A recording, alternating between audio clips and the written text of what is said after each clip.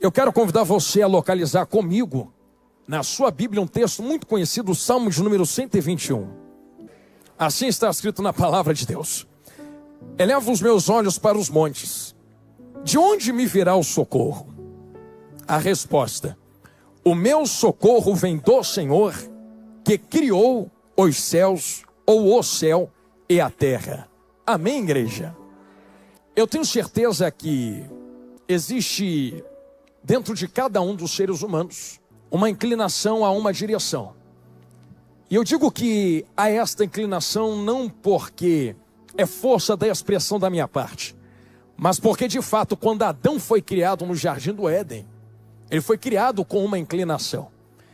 E eu não quero ser pesado nas minhas palavras e nestas coisas, mas faz-se necessário que quando Deus forma Adão do pó da terra, uma palavra utilizada dentro da teologia é Yetzirah-tov, que é inclinação para o bem, inclinação para o mal.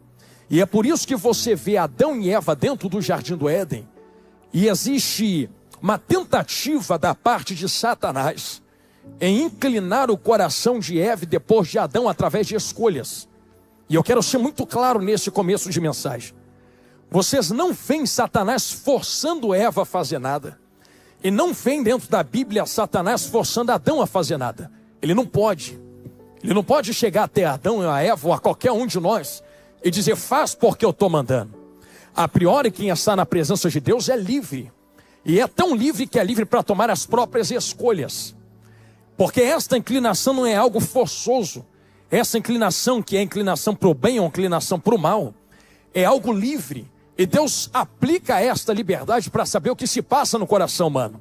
É por isso que da mesma forma que Satanás não pode forçar nenhum dos filhos de Deus a se inclinar para um lado, e que isso fique claro novamente que eu estou falando, filhos de Deus, porque quem não se aplica ou não se coloca como filho de Deus, disse Jesus um dia, parênteses aberto, é filho do diabo. Não, pastor, todos que estão na terra são filhos de Deus. Então reclama com Jesus quando você chegar nos céus, porque foi ele quem disse que na terra existem filhos de Deus e filhos do diabo. E certa vez ele pregando a palavra, olharam para ele e dizem: Senhor, mas nós somos filhos de Abraão, de Moisés, e agora você diz que nós não somos filhos de Deus? E Jesus termina dizendo: não, vocês são filhos do diabo, dizendo para aqueles homens ou aquelas mulheres, porque ele dizia: só é filho de Deus quem ouve a palavra do meu Pai e vive ela, põe ela em prática. Ou seja, Deus não força ninguém a estar com ele, mas aqueles que recebem a sua palavra e inclinam o seu coração a Deus, esses são filhos de Deus. E existia essa inclinação do Jardim do Éden. Deus não força Adão a se inclinar até ele, assim como Satanás não tem autorização de forçar Adão e Eva a fazer alguma coisa.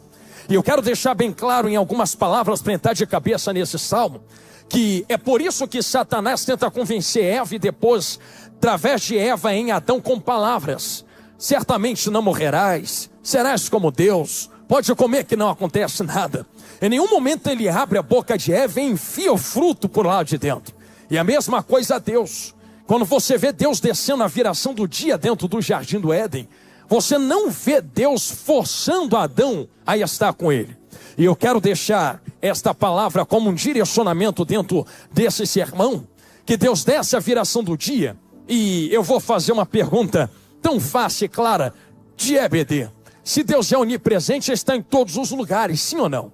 Se está em todos os lugares, estava onde Adão se escondeu. E dizia eu na outra oportunidade que eu estava aqui, que se estava onde Adão se escondeu, sabia onde Adão estava. E que se sabia onde Adão estava, para que Deus entra no jardim dizendo: aonde estás? Dando a ideia, numa continuação do último sermão que eu ministrei, que Deus sempre soube aonde Adão estava, nunca perdeu Adão de vista. O que Deus está fazendo é tentar inclinar o coração de Adão de volta até ele. Então, da mesma forma que Satanás está de um lado tentando travar esta batalha, alinhando o coração a si mesmo, Deus está do outro lado chamando Adão de volta a um relacionamento. Então me parece nesse começo de mensagem que tem dois lados. Tem o mal e tem o bem. Tem Deus e tem diabo. tem algo que arranca o homem da presença de Deus, e tem algo que firma o homem, quando digo homem, não digo gênero, mas seres humanos, o homem e a mulher, na presença de Deus. E a pergunta que eu deixo a vocês nesses 3 minutos de introdução, para nós mergulharmos de cabeça é: o que é que coloca o homem firmemente na presença de Deus? E o que é que arranca um homem ou uma mulher da presença de Deus? E pastores, a resposta é mais simples do que parece. Quando nós entramos em Salmo de número 121 e grava tudo que eu acabei de te falar dentro de Gênesis, quando nós entramos dentro desse Salmo, o verso 1, ele começa expressando uma angústia do coração do salmista. Eleva os meus olhos aos montes. E a pergunta que me vem ao coração: de onde me virá o socorro? E a pergunta que bate no coração do salmista é uma pergunta que gera algo dentro dele. E o algo que gera não pode ser tocado. Esse corpo tu toca, mas a minha alma tu não toca.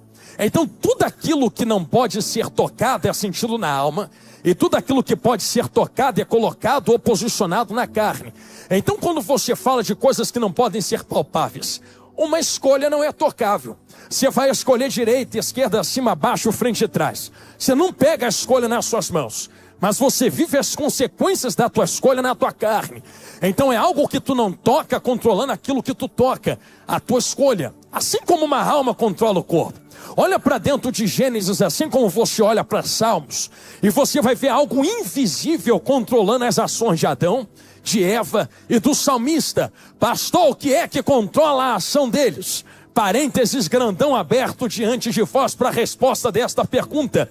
Lembra de um diazinho, um varão que eu acho que ninguém aqui conhece, chamado Jesus grandão da Galileia, que olha para Pedro, Tiago, João, Tomé e diz assim: entra no barco que eu estou mandando. E eles entram para dentro do barco e diz assim: atravessa para o outro lado. Enquanto eles estão no meio do caminho atravessando, Jesus chega andando sobre as águas, e a retórica que fica ali é que uma tempestade tinha atingido eles de tal forma que eles já tinham perdido completa esperança. Então grava na tábua do seu coração: eu não estou falando de homens comuns no meio da tempestade. Eu estou falando de pessoas acostumadas com vento, pessoas acostumadas com tempestade, pessoas acostumadas a ver onda bater no barco e água entrar para o lado de dentro do navio. Estas pessoas que são especialistas em travar guerras contra o mar, em travar batalhas contra tempestades, perde a esperança. Tenta imaginar o nível do que está acontecendo dentro daquele ambiente. Mas é nessa perda total de esperança que chega o varão Galileu andando sobre as águas. E eu gosto muito de pensar algo acerca da personalidade de Jesus. Me parece, e eu vou perguntar a ele isto quando eu chegar nos céus, que às vezes Jesus deixava ficar impossível para aparecer. Poderia ter chegado na hora em Lázaro, deixa morrer, passar 4 dias para apodrecer.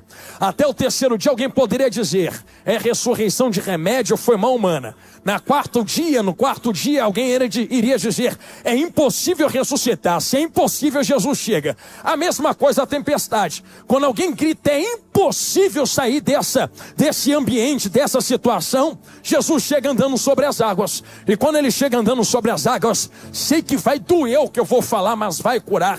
Preciso posicionar teu coração dentro desse pensamento. Alguém vai olhar para Jesus e vai dizer assim: é fantasma. Aí Jesus vai olhar para eles e dizer assim: eu fantasma? Sou eu, Jesus, não tem mais.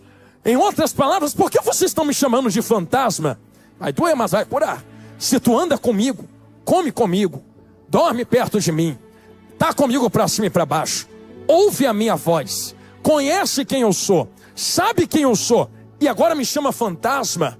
A pergunta que eu faço é: como é que alguém que anda com Jesus todo dia, ouve a voz dele todo dia, lê a sua palavra todo dia, senta com ele todo dia para ouvir a sua voz, agora olha para esse mesmo Jesus e diz: é fantasma, não reconheço? Percebeu que algo está os fazendo desconhecer Jesus? E eu sei que é algo que está fazendo eles desconhecer quem Jesus é dentro da tempestade. Ou repare que tem uma tempestade, um vento soprando, e uma esperança que vai embora. Pastor, que algo invisível é esse que faz com que Pedro, Tiago e João não reconheçam mais o mestre dentro de situações difíceis? Pedro olha para Jesus, varão, e diz assim: se é tu mesmo, manda eu ir ter contigo sobre as águas. Só acredito se eu fizer o que tu está fazendo. Introdução bíblica básica. Pedro está andando desse jeito assim na direção de Jesus, ó. Vai doer, Jesus, mas vai curar. Só que enquanto ele anda, ele está mantendo os olhos em quem?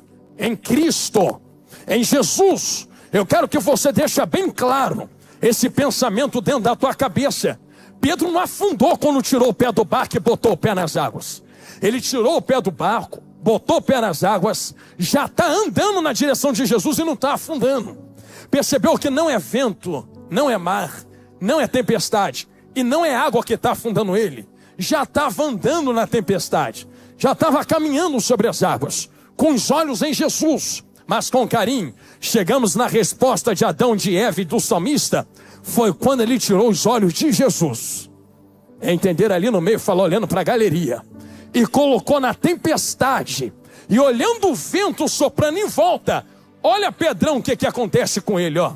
Afunda, afunda, afunda. Esse afundar de Pedro não está acontecendo porque ele quer afundar. Está acontecendo porque o medo entrou. E eu estou fazendo e falando isso aqui diante de vós, para entrar de cabeça em Salmos agora, e continuação do que eu já havia pregado a vós. O medo é aquilo que trava do lado de dentro, e a fé é aquilo que me posiciona do lado de fora.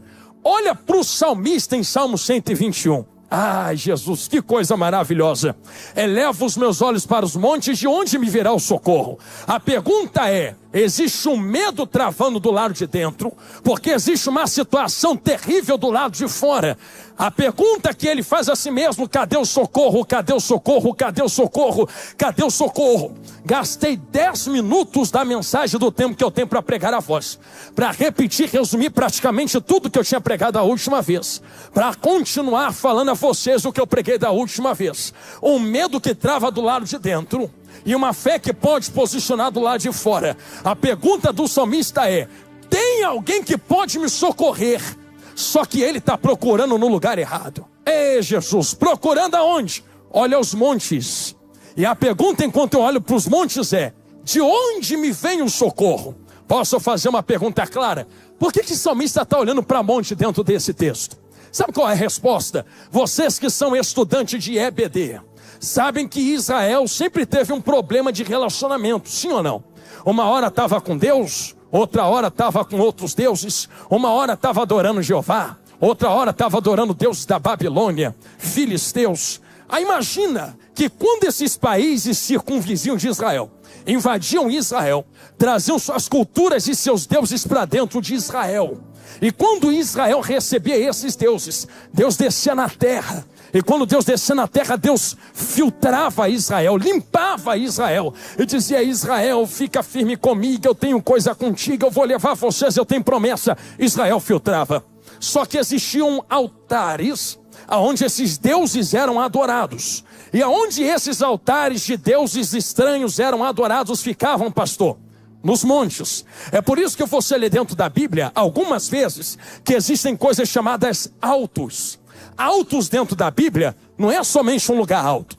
Alto dentro da Bíblia é um lugar elevado, com um altar preparado, e muitas vezes esse altar era direcionado a outros deuses. Então olha para dentro do olho do pregador. Imagina como eram os deuses dos babilônios, dos filisteus, dos gregos que entraram lá também, dos romanos. Eles não eram como o nosso Deus. Roma, por exemplo, funciona à base da necessidade. Então Roma só funciona quando a necessidade é atendida. E nem parece a nossa geração, não é verdade? Uma geração que não quer Jesus hoje em dia, só vai para frente quando uma necessidade é atendida. Roma é mais ou menos assim. Estou precisando vencer a guerra, então não vou adorar todos os deuses. Vou adorar só o Deus da guerra, porque o Deus da guerra vai me dar vitória na guerra. Só que imagina, não, hoje eu não estou precisando de vitória na guerra, não. Hoje eu estou precisando de dinheiro no meu bolso. Então eu não adoro mais o Deus da guerra. Esqueci ele, não quero mais ele. Agora eu quero o Deus que prospera. Eu quero Poseidon, que vai me dar uma boa pesca, que vai botar dinheiro no meu bolso. Não, só que não está me faltando dinheiro, está me faltando sorte no amor. Está tudo errado na família, no casamento. Então eu não quero mais Zeus, eu não quero mais Júpiter. Eu não quero mais o Poseidon do dinheiro. Agora eu quero a Afrodite, que é a deusa do amor. Aí me tornava servo de Afrodite. Percebeu que Os deuses romanos só funcionam à base da necessidade de Roma. E os romanos só adoram de acordo com a necessidade. É hoje dinheiro, vou adorar o Deus do dinheiro. É hoje o amor, vou adorar a deusa do amor.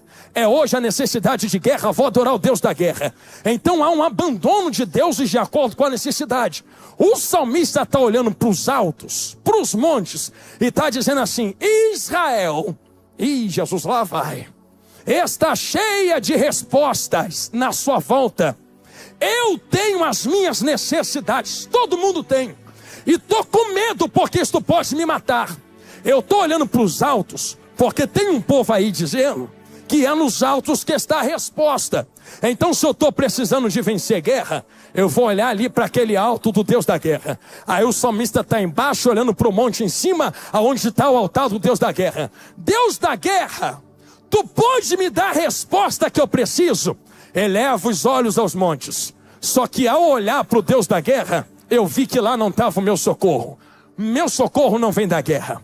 Aí, já que não vem da guerra, vou tentar do dinheiro. Quem sabe, tiver muito dinheiro, eu vou vencer na vida. Vou olhar para o altar de Poseidon. Aí ele está olhando para o altar de Poseidon. Poseidon, dá dinheiro no meu bolso. Só que eu percebi que o meu socorro também não vem daquele monte, daquele Deus, daquele alto. Não, meu socorro não vem da guerra. Percebi que meu socorro também não vem do dinheiro. Porque tem gente vencendo guerra que quer morrer. Tem gente que não vence guerra que está com Jesus. Tem gente que está cheio de dinheiro, quer se matar. E tem gente que não tem dinheiro nenhum, quer viver. Então meu socorro não vem da guerra, não vem do dinheiro. Vamos por eliminação. É amor. Que se tiver amor, tudo vai dar certo na vida, já entenderam no meio. Estou olhando para o altar de Afrodite, deusa do amor. Me dá um bom casamento, me dá um bom noivado, me dá um bom namorado. Eu vou ter sorte no amor. Eu vou viver a minha vida toda com amor verdadeiro. Só que eu vi que o meu socorro também não vem do amor, relacionamentos terrenos. Espera aí, se o meu socorro não vem do amor, da guerra, do dinheiro, de uma boa colheita, de uma boa pesca, de vencer inimigos, aí ele começa: de onde me virá o socorro? De onde me virá o socorro? Se o meu socorro não vem do meu dinheiro, vem de onde? Se o meu socorro não vem da minha saúde, vem de onde? Se o meu socorro não vem da minha família, vem de onde? Estou gostando do olhinho arregalado. Se o meu socorro não vem de poder para vencer guerra, vem de onde? Porque tem gente com isso tudo que está querendo morrer e se matar. De onde vem o socorro? De onde vem o socorro? De onde vem o socorro? De onde vem o socorro? De onde vem o socorro? De onde vem o socorro? Percebeu? Só que o salmista entra no verso 2. Agora eu quero começar a pregar.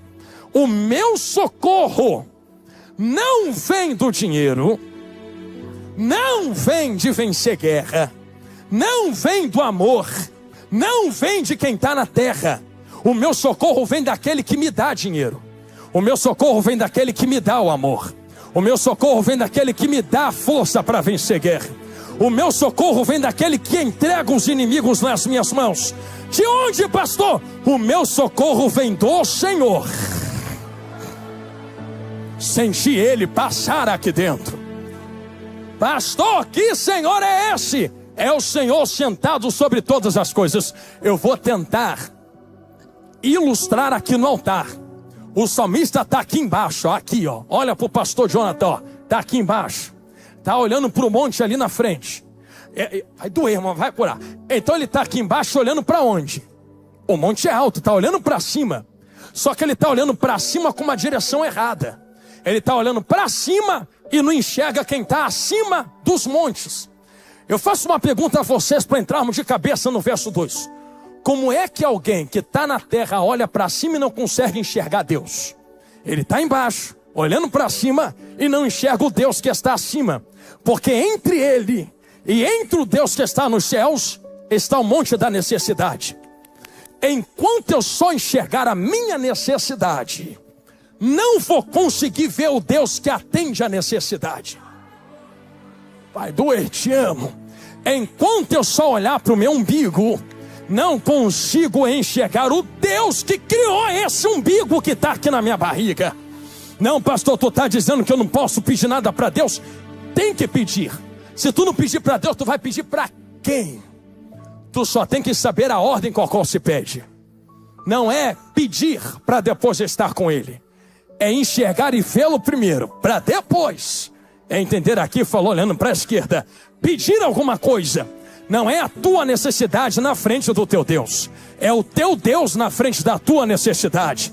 Porque quando Pedro começou a afundar dentro das águas, Jesus puxou ele para cima e levou para dentro do barco. A priori, o que está acontecendo dentro do texto: eu vi o Senhor que criou os céus e a terra. A palavra criou aqui e formou todas as coisas. Ai, Jesus, olha que esperança linda o Senhor vai dar a eles. Eu sei que a tradução que nós lemos está o céu, mas a tradução original, ou no original, está os céus. No plural, é a terra no singular. Terra é uma que tu está aqui, sentado agora. Então por que a Bíblia usa céus com S no plural? Sabe por que a Bíblia entrega céus no plural? Porque não tem só um céu, tem 3. Pastor, que mistério é esse?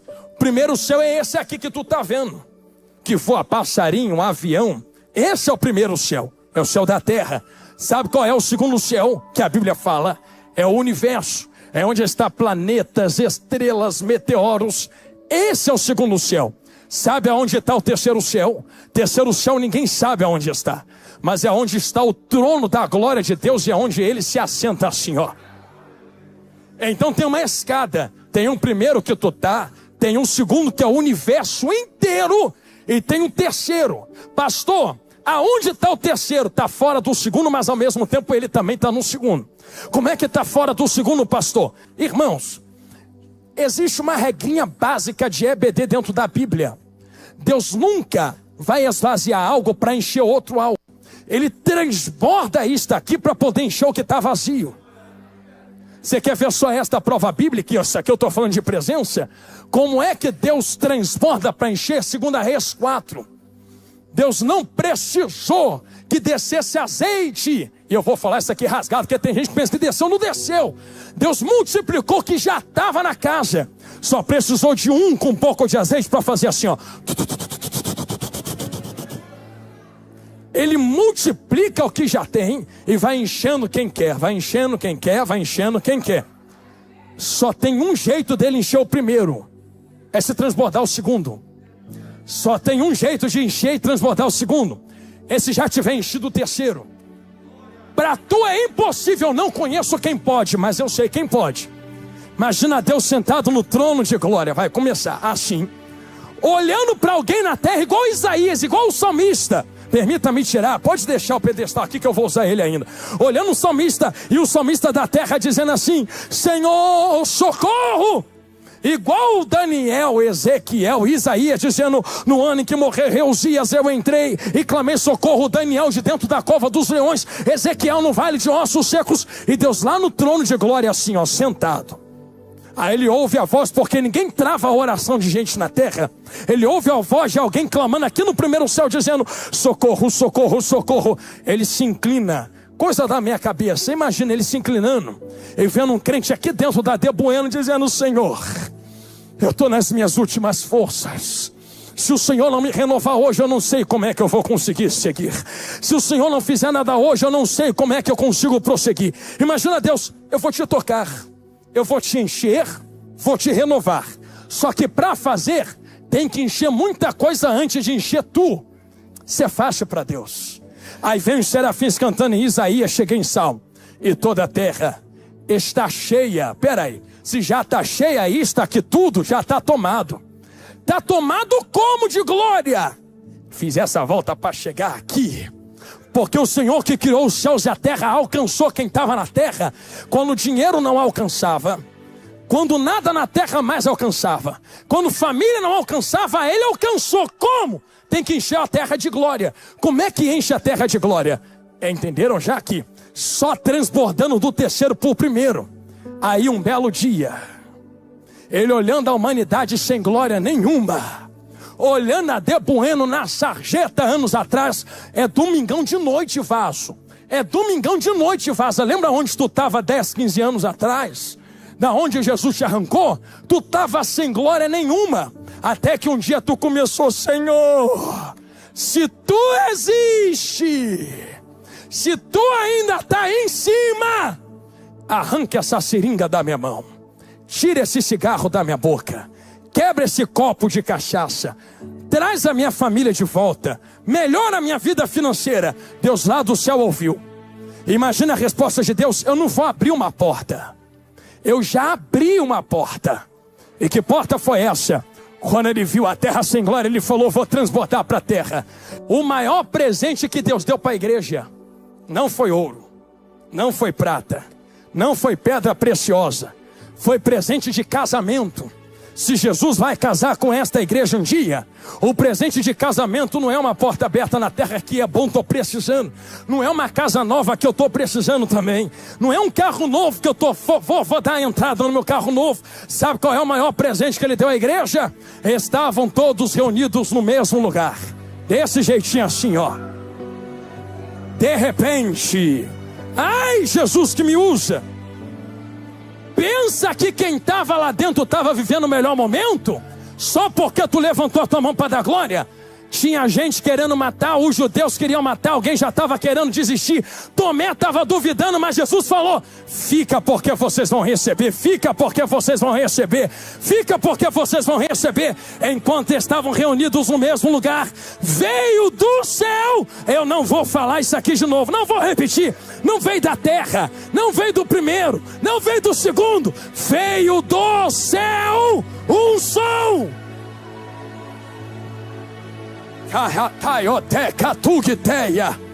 Como um vento impetuoso.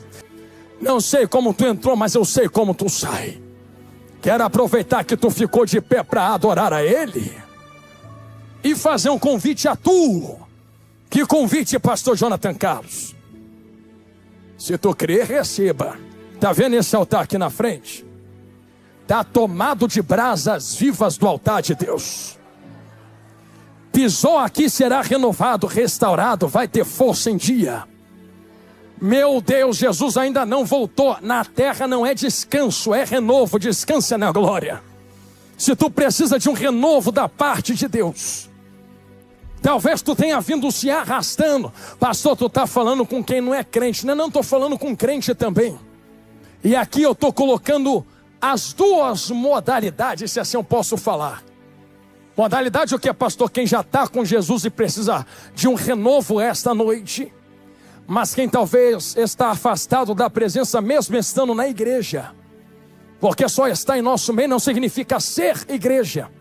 Ou tu não lembra da dracma que estava perdida dentro da casa?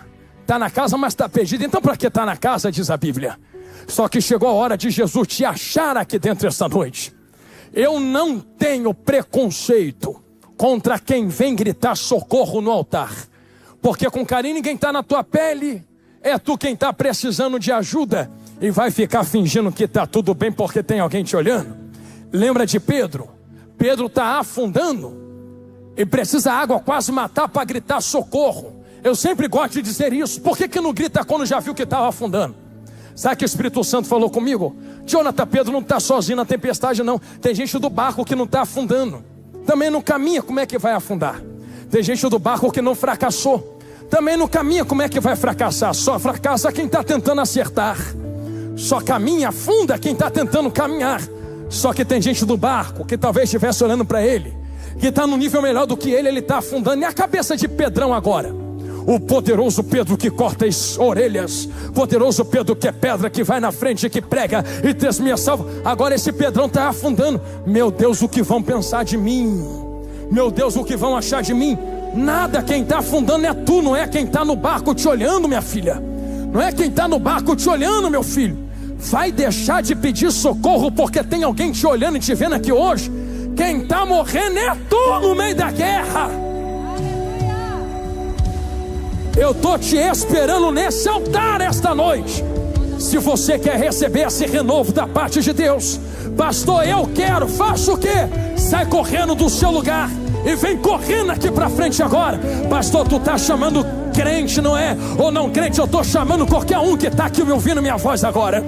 Se tu sabe que tu precisa vir correndo, sai correndo do teu lugar e vem pro altar agora. Eu quero pedir a esta santa igreja que vai morar nos céus.